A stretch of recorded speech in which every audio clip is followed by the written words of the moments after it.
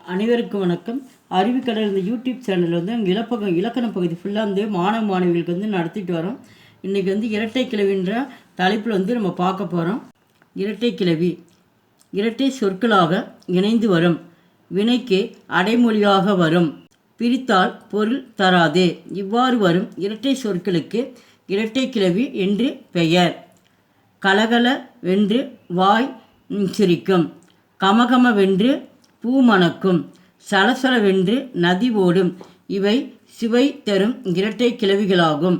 இது ஃபுல்லாக இம்பார்ட்டன்ஸ், இது ஃபுல்லாக பார்த்துங்க. கீழே கலகல, கமகம, சலசல இவை இரட்டை கிளவிகள் ஆகும். கிளவி சொல் இரட்டை கிளவி இரண்டு சொல் என்று பொருள். கலகல என்று இரட்டை சொல்லில் கல என்னும் ஒரு சொல்லை மட்டும் பிரித்தால் பொருள் தராது.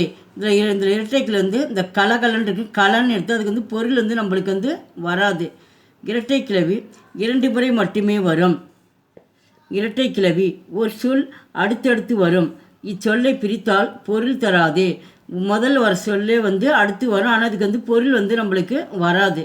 முருங்கை மரம் சட சடவென்று முறிந்தது. சட சட, இப்போ சடன்றிருக்கு சட. பறவை சிறகை படபட வென்று அடித்தது. தண்ணீர் தளதளவென்று கொதித்தது. காற்று சிலு சிலுவென்று வீசியது. எறும்புகள் சரசரவென்று ஊர்ந்தது. கோழி கொக் கொக் என்று கொக்கரித்தது. சலங்கை சல் சல் என்று ஒலித்தது.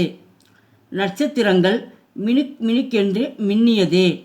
குழந்தைகள் கலகலவென சிரித்தனர். பசுக்கள் வடவடவென்று குளிரில் நடுங்கின. கண்ணாடி பளபளவென்று மின்னியது. மலையின் மீது கிடுகிடுவென ஏறினார்கள். புகைவண்டினா வந்து தொடர்வண்டி, ட்ரெயின். குபுக் குபுக் என்று புகைவிட்டது.